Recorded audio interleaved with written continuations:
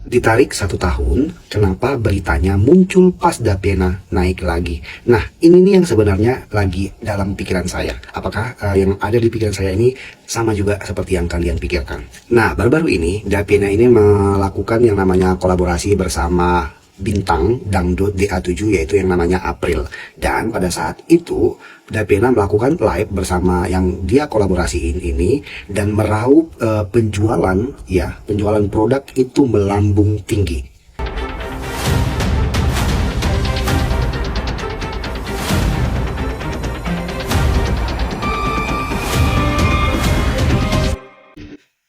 Tapi aku tiap beli nggak dapet yang intensif, dapetnya yang ultimate. Terus gimana tuh? Nah, justru yang intensif itu produk yang telah ditarik izin edarnya oleh BPOM. Nah, lalu pihak Dapena ini menggantikan produk yang ditarik izin edarnya itu sama BPOM dengan yang ini, yang mana itu sudah terdaftar, BPOM-nya sudah punya NA baru dari BPOM, yaitu Bright and Glow Night Cream dan Night Cream yang ultimate. Nah, jadi kamu beli yang Night Cream ultimate-nya yang sudah punya NA terbaru dari BPOM dan yang tentunya sudah aman. Dan berdasarkan hasil uji lab yang telah dilampirkan di sini, yang mana itu haki, merkuri, dan dexamethasone itu tidak terdeteksi. Ditarik 1 tahun, kenapa beritanya muncul pas Dapena naik lagi? Nah, ini nih yang sebenarnya lagi dalam pikiran saya. Apakah yang ada di pikiran saya ini sama juga seperti yang kalian pikirkan? Nah, baru-baru ini Dapena ini melakukan yang namanya kolaborasi bersama bintang dangdut DA7, yaitu yang namanya April. Dan pada saat itu Dapena melakukan live bersama yang dia kolaborasiin ini dan meraup penjualan produk itu melambung tinggi.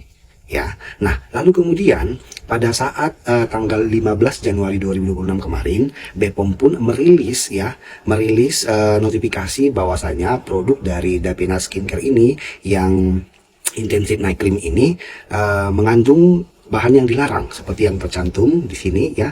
Ada dexamethasone, bahan yang dilarang atau berbahaya seperti itu. Nah, lalu kemudian klarifikasi dari Dapena ini mengatakan bahwasanya BPOM ini sudah menarik izin edar terhadap produk itu sudah sejak Februari 2025 kemarin, dan tindakan yang dilakukan oleh BPOM ini seperti yang ada di bagian bawah, izin edarnya sudah dibatalkan. Lalu kemudian ada perintah penarikan dan perintah pemusnahan. BPOM menarik produk dari Dapena Skincare ini, Intensive Night Cream ini, sejak Februari 2025 kemarin. Namun baru 15 Januari 2026 kemarin BPOM mengumumkan ke publik.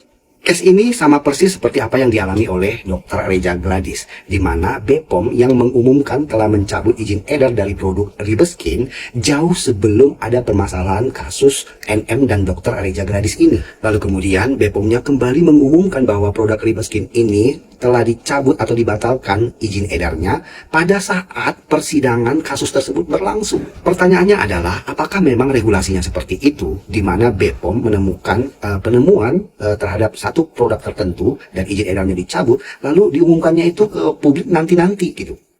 Lagu lama, dari dulu juga dia nyalahin pabrik. Oke, gini, kalau misalnya apa yang disampaikan oleh si Melvina ini terkait dengan produsen produknya dia itu, yang dia sampaikan melalui klarifikasinya bahwasanya produsen tersebut menambahkan bahan baku di luar dari kesepakatan antara Dapena Skincare dan pihak produsen, maka misalnya itu informasinya tidak benar, maka itu akan berubah menjadi pencemaran nama baik terhadap produsen tersebut. Nah, tetapi kembali lagi kita harus menerima faktanya adalah bahwa Dapena itu menunjukkan data dan bukti ya melalui surat edaran yang diterbitkan oleh Badan POM bahwasanya produsen dari CP Surya Permata ini telah dicabut izin usahanya. Dengan demikian, segala bentuk produksi dan distribusi oleh pihak tersebut, yaitu produsen dari CP Surya Permata ini, sudah tidak lagi memiliki legalitas. Nah, atas kecurangan tersebut, CP Surya Permata ini mendapatkan sanksi berat berupa pencabutan izin usaha.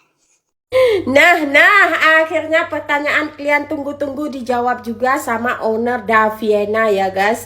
Pertanyaan kalian, produknya sudah ditarik dari edaran, bagaimana bentuk tanggung jawab owner Daviena kepada korban yang mengalami efek samping dari pemakaian produk lama tersebut. Iya ya.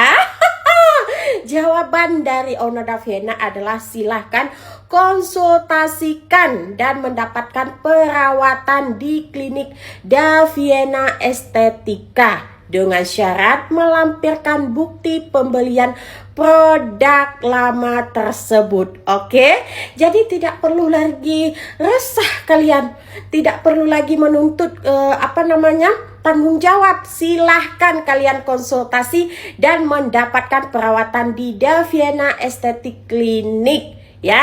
Oke. Syaratnya selipkan bukti pembelian produk lama tersebut itu. Oke guys, silahkan dicoba. Jadi jangan resah lagi, jangan ragu lagi. Karena apa?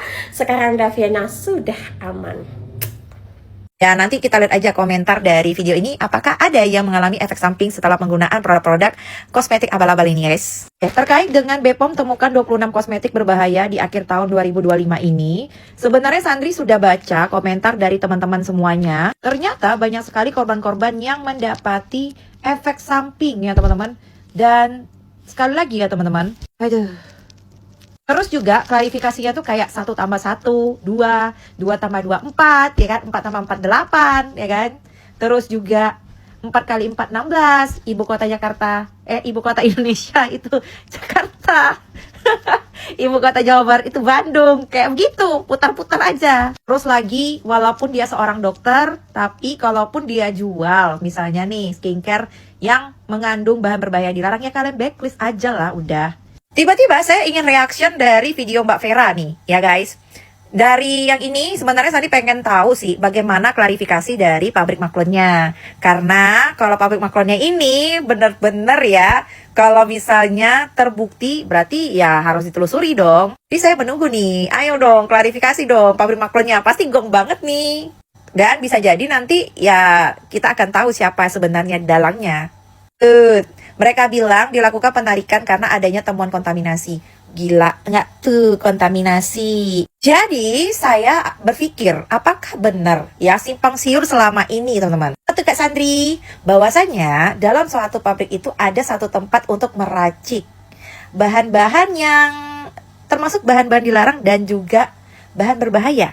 Ya seperti mometasone, dexamethasone, atau asam retinoat, atau yang lebih dikenal dengan retinoin, atau merkuri, hidroquinone, dan masih banyak lagi obat keras lainnya dalam bentuk topikal yang dicampurkan. Ini menarik kasusnya.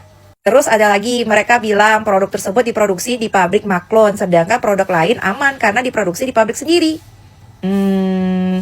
Bikinan produk berbahaya di pabrik orang lain karena kena ciduk. Nama pabrik sendiri tetap bersih, walau bikin di pabrik sendiri pun bisa. Semua tergantung niat dan pada pelakunya. Jadi ingat ini. Nah, ini kalau pabrik gelap sama-sama gitu kan. Punya sertifikatnya. Katanya maklun, ya kan? Terus ternyata ya mendapati pakai racikan ilegal dan zat berbahaya. Mendapatinya sih mudah aja distribusinya. Saya tahu di mana aja. Bisa jadi nggak perlu tahu lah. Pokoknya intinya bisa sih dapatnya. Terus ke BPOM dikasih yang bagus. Ternyata, terus oknum resellernya atau klinik abal-abalnya, terus e-commerce ilegal dengan berdalih kan pengawasan dokter, gitu kan? Tapi kan sebenarnya itu pengawasan dokter adalah di mana kalian saat itu periksa, saat itu dapatkan resep, saat itu kalian tahu obat kalian apa yang diracik, dan itu penggunaannya sesuai dosis. Kalau kontaminasi, semua orang yang ngalamin masalah resiko yang besar, apalagi kategori kosmetik itu adalah resiko yang kecil, pasti efek sampingnya nggak kayak begitu teman-teman. Itu adalah efek samping yang didapati dengan penggunaan obat topikal. Kemudian dapatnya apa? Efek samping. Setelah dapat efek samping, ya lepas tangan. Bilang produknya adalah palsu.